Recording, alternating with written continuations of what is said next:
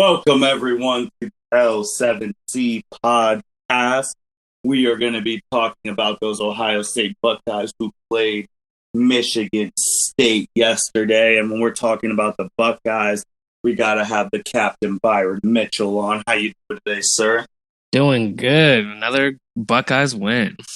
Hey, that is the truth. As Byron just stated, the Buckeyes did win this game 52-12.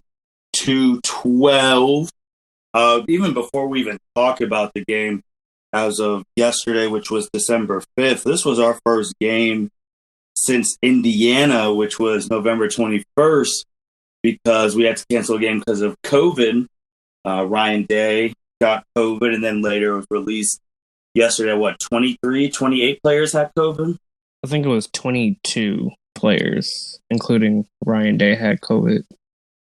Yeah, so around 22 players had COVID, and everyone in the state of Ohio was is Justin Fields one of those people? Because if he's one of them, then he would have been out for 21 days, and that would have been problematic. But he got on the bus, he played, and we got the victory. Byron, if you want to talk about the game, what you liked, what you didn't like, tell us about the game.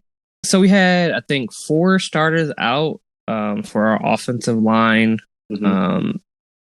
So we had a backup center. Mm-hmm. And then we had Tuff Borland out on defense. So our offensive line, it was a new offensive line. I think Wyatt Davis was the only starter that didn't get COVID on the offensive line. So our center, I think his name is Henry Miller, our backup center. He was kind of struggling a little bit yesterday. And I think with the interceptions that Justin Fields threw against Indiana, I felt like we started off a little slow. It was more so run heavy than it was, Justin Fields throwing. So I was kind of worried that we wouldn't, be as balanced on offense as we have been in previous games, but we ended up pulling it out.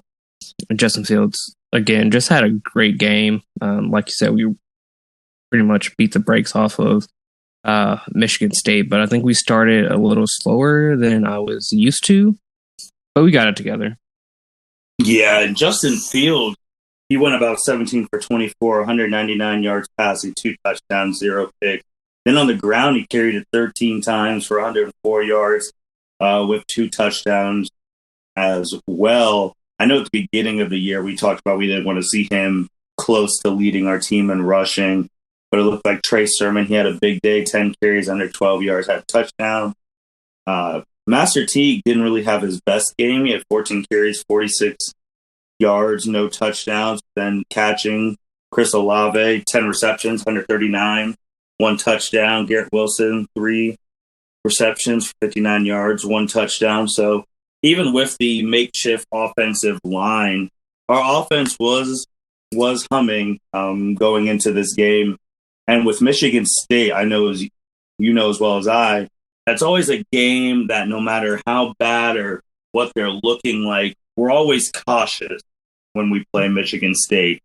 Because they have beaten us more times in the decade than Michigan, and Michigan State has cost us twice in this decade from going to a national championship game. I know. I remember 2015 vividly of them costing us a chance at the playoffs. And in 2013, they beat us in the Big Ten championship. Yep. When we were undefeated. So they've cost us national championships this decade. So even though they were down, but that was during the Mike D'Antoni teams, and even though they were down, they were just coming off their biggest game of the year, beating the number 8th ranked team, Northwestern. But I just think that with the weeks we had off, and everyone was still talking about the Indiana game because it was down to the wire, which, I mean, we've seen Indiana as a top 10 team, but they just felt like we played poorly.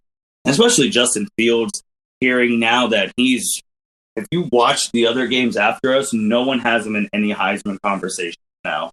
Nope, that Indiana game cost him, unfortunately. And I know me and you talked about that, our loss pod, about with the 3 picks, is he out of the race? And you're like, there's still time, but right now they kicked him to the curb. Yeah, I think if he had have played against Illinois, I think he maybe still would have had a chance. But since we had to cancel that game, I think it just and that last performance didn't leave a good taste in anyone's mouth. I think with those two, a combination of those two factors, I think they're like, nah.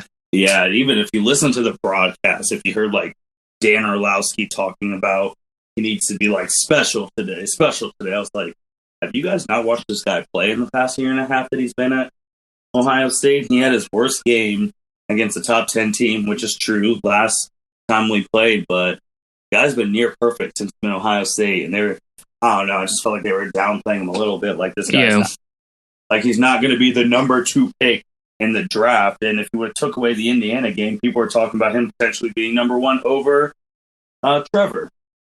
I think he still has potential to be either 1 or 2. I mean, every quarterback has a bad game. Yeah. So I don't think it's right for them to just downplay him because he had one bad game against a good Indiana team. And I can see if it was like he had a bad game against Michigan State, then you're like, okay, what's going on? But it was just a bad game against a good team. Yeah, and Indiana, who proved they are a top 10 team, beating Wisconsin yesterday without Michael Penix. So right, that's that with that. And I just also the defense. We got a pick 6, we got a fumble. I think we got 2 interceptions that game. Pretty sure. So yeah, we got 2 interceptions. One from Peyton Thorne, their backup, and then Rocky Lombardi, their starter. Yeah, so there wasn't anything I didn't like in this game. I know our biggest weakness right now is our pass defense. And I think Shaun Wade got a turnover too, I believe. Yeah, Wyatt Davis got a deflected interception to himself, which was amazing. And then I think Shaun Wade had an interception as well.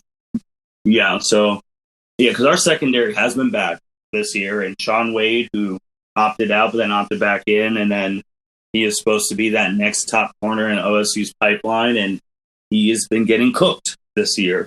So to see him get that pick was really, really special. Byron, was there anything you didn't like about this game? There wasn't anything I didn't like. Like, I think we played well on all fronts. Besides, having a different offensive line.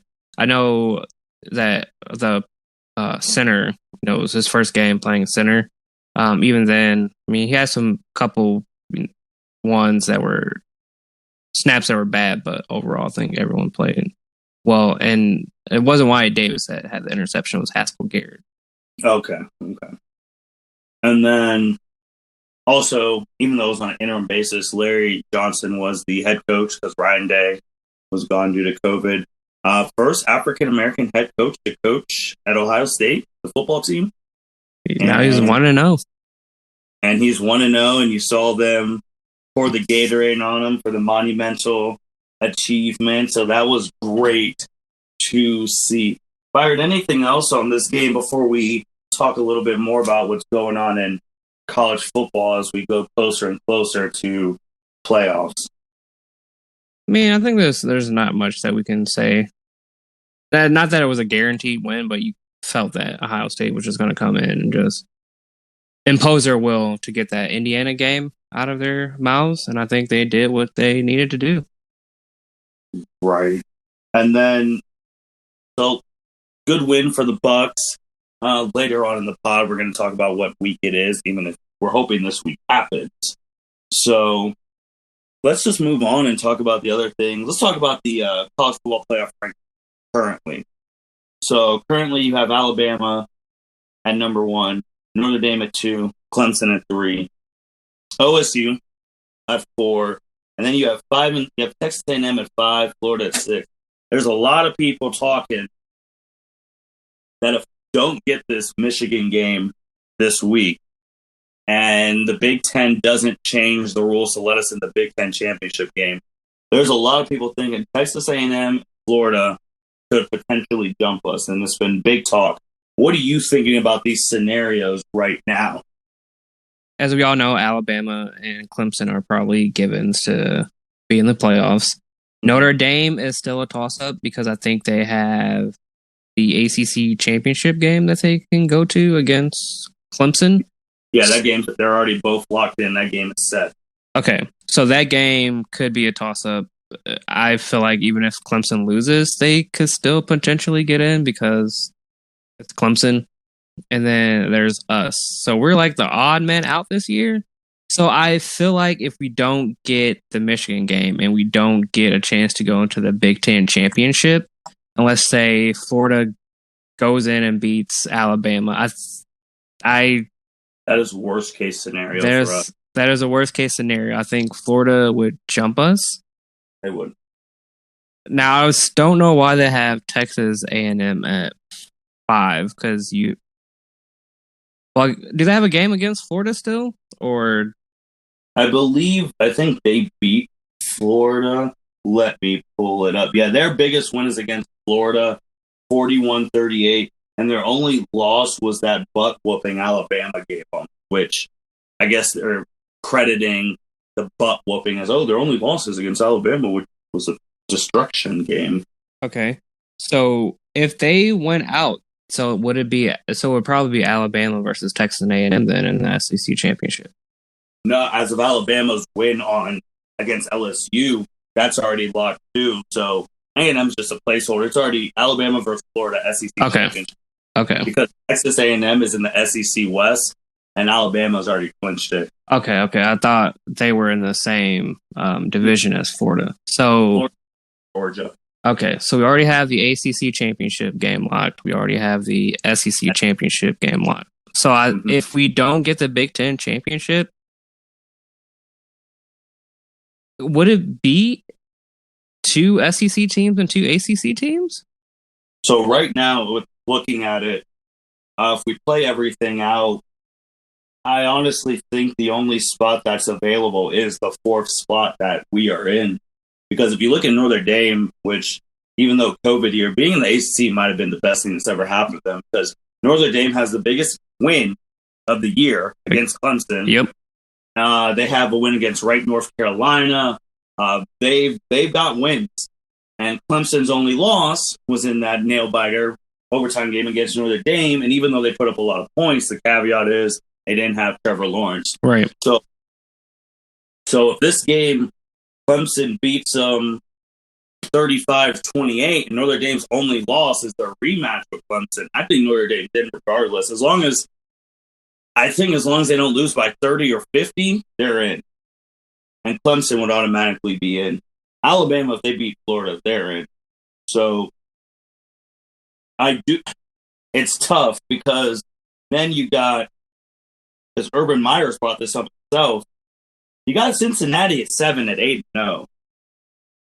So if these teams of Texas A&M and Florida start falling, if Cincinnati gets to 10-0 and we're only 5-0 with no conference championship, what do we do there? I think we're better than Cincinnati, but Cincinnati being 10-0 and us being 5 with their conference championship, potentially something like that, that's rough. Right. Yeah. This is a very, very strange year with all due to COVID. But it's just a strange year. I hope that we get to the Big Ten championship so we can get a shot at going to the playoffs. But there's just so many factors. Like, are we going to play our last game of the season? Is anyone else going to win out? Like, there's so many factors that 4th spot is usually a toss-up, but this year is way more of a toss-up than I feel like than any other year. I think if everything remains course, because I think we're seeing Clemson beat Notre Dame, so I think they'll flip spots. But then again, I don't know if they might. I think the committee is wanting Ohio State to play in the Big Ten championship and win. Reason being is, like, let's say if Clemson beats Notre Dame, Clemson will go to 2, and like theoretically Notre Dame will go to 3. I don't think they would want that because that's the 3rd game that they're playing against each other and then that's right after they just played each other. So it's like, you want to get those different matchups for different fan bases to watch programming. So I personally think if Clemson beats Notre Dame, Clemson will go to 2, and if Ohio State wins the Big Ten championship game, we'll go to 3. And the reason for that as well, Ohio State has a conference championship and Notre Dame does it, but Notre Dame's at 4 because you can't drop them out after losing their only game in the conference championship game. So that way you got Alabama versus Notre Dame, a whole bunch of college football tradition there. And then you got the rematch that's all we've been playing for. Clemson and Ohio State at the 2-3 matchup. What do you think about that scenario? I could see that. I could see them doing that just for that, again, so they're not having Notre Dame and Clemson play each other for a third time just after that ACC championship, and for that revenge game for Ohio State versus Clemson, because that game came down to the wire too, and we all know what happened. So I think they would, do that matchup just for the ratings alone. Yeah, and I mean, you could play that. So much storytelling you can play up with that game. Like, it'd be ridiculous. Now, and people listening, if you are a Buckeye fan, you might despise them or whatnot, but you have to sit down and watch that entire SEC championship game. Yes. That game's deciding if we're getting in or not. Even if we win the Big Ten title, guys, if we go 6-0, win the Big Ten title, and Alabama somehow loses on some fluke field goal something in the SEC championship game, guys, they're taking the 11-1 Alabama over 6-0 Ohio State, guys. Unfortunately, but yes. So we need Bama to win. Like, you can't miss that game, because that game is going to really decide if we get in or not. And this is if we have a Big Ten championship, if we get there. Now, if we don't even get to play in the championship game, then it really hinges on that SEC championship game. We need Alabama to just destroy Florida, so there's not even a doubt in people's mind that they should jump over us. I hate having to rely on Alabama to win, but man. It's just the way it is. I mean, where you're hating on Alabama, relying on them to win, but it's beat Michigan week. It's beat Michigan. We need to rely on Michigan to have the game. That's true. That is the number one priority this week. Is Michigan needs to play this weekend. Yes. We need the Michigan, the athletic director. We need to play just so we get the 6-0 thing. I know Barry Alvarez talked about they might have to change it if Ohio State's there, and that's cool. But until it actually happens, we need this game. Yeah, I have never rooted for Michigan more than I am this week, just so we can have that game. But come on, Michigan. You want the Big Ten in the playoffs. I know, especially Michigan fans out there, wouldn't you want to be the ones to ruin it for Ohio State? That's what you play for in the rivalry. Right. To root for the other person. So figure it out with the COVID. I mean, we went to East Lansing with 20-something players not on our team, and we won by 40. And that's the same Michigan State team that beat Michigan earlier in the year. And I don't know if you've seen Vegas, but Ohio State opened up if we play as a 30-point favorite over Michigan, which if you said that 10 years ago, you would look like a crazy idiot. Right. A 30-point favorite over Michigan right now at Vegas. And I know when we talk college football, we talk about the Buckeyes college football playoff. But we always have a section about Michigan because they're our rival. I mean, historically, it's the game. When both teams are good, it's the biggest rivalry, I think, in sports, one of them. Yep. I don't see them beating us this year. And then that's another year where Jim Harbaugh doesn't beat Ohio State. That'll make them 0-5 or 0-6. I want to think 6. Think 6. Man. And if you remember at the beginning of the year, that whatever thing at the conference, Ryan Day said he was going to hang 70 or 100 on Michigan. That would be crazy if we hung 100 on Michigan. But Ryan Day said he wanted to, so I'm like, hey, whatever the coach wants, let's get it for him. Do you have any, if the game happens, which we have to say now because of COVID, do you have any fear that Buckeyes would come in too overconfident and Michigan would be playing with their hearts out to ruin our season? I don't have a fear, but it's always possible because any given Sunday, like anything can happen. Like again, Indiana took us down to the wire, and Michigan always plays their best game against us. Sometimes the score doesn't reflect that, but they do play their hearts out when they play against Ohio State. So I wouldn't say it's a major fear, but it's always it can happen. Yeah, because they didn't even play. They didn't play last week, so it's kind of scary. And and to the Big Ten, Barry Alvarez, who's probably the most powerful athletic director in the Big Ten, what he said about changing it, but you got to get the others on board, right? To be honest, you got to get the others on board, and you got to get the commission on board. And every podcast we've had, we brought up how Kevin Warren has been GOAT. Kevin Warren, what a guy! But you don't hear from him at all. You almost think Barry Alvarez is the Big Ten commissioner, but he's just an athletic director. So, and it's tough because we have 2 big conference championship games left. And I think it was crazy, too, seeing Clemson have senior night, having already played. These teams have played 10 games, and we've only played 5. And we would have been right with them if we stuck to our original plan. I think we should have stuck to our original plan. That way you can have bye weeks in case, someone gets COVID the week before. We can schedule a bye week, maybe switch teams around to make sure everyone plays equal amount of games. I know on Twitter yesterday, there was a tweet talking about the Barry Alvarez, and I have a friend who is a Wisconsin fan. So he was kind of upset because he was felt like they wouldn't do the same thing for Wisconsin, which I kind of understand. But I feel like if roles were reversed and maybe they were like the number 4 team with a chance to go to the playoffs, I think they may have switched the rules around for them. But they didn't play all their games. I know their fans are upset because they don't get a chance to go to the Big Ten championship because they lost to Northwestern. But still, I feel like if they beat the Northwestern, maybe they would have been able to go to the Big Ten championship if they do change the rules around. So I know there's a lot of upset fans saying, "Oh, Ohio State always gets the rules changed for them," and I get it, but I think as a conference as a whole, you want someone to represent you in the playoffs. Agreed.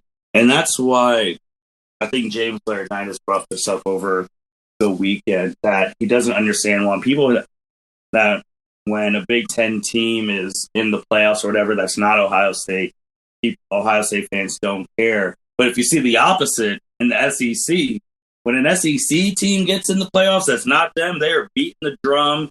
They're like, let's go. And then if their team wins the title game, that's what we tried to tell you. SEC, that's why we're the champs, blah, blah, blah.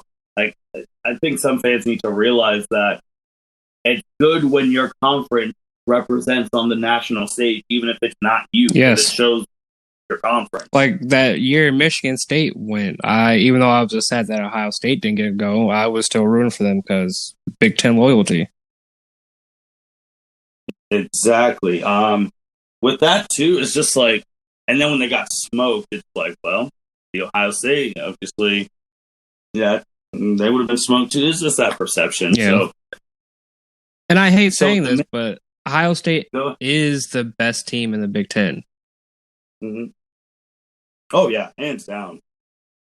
And I know there's an Ohio State bias, as everyone says, but I don't see it, but I could be just a blind Ohio State fan. But like I said, you would think you would want, representation in the playoffs. So I get the anger that, people are changing rules for Ohio State, but I also don't get it at the same time. I mean, this past 20 years, especially these last 10, we have been Michigan State has gotten us. They've won conference championships. Yep. They got one. But besides those ones, we've been so far ahead of the rest of the Big Ten talent-wise and coaching. It's crazy. The gap between us and everyone else in the Big Ten is just wild. And second place, it was Penn State, but they've only won one game this year. Yeah, they beat Michigan, right? Yeah, that was the only.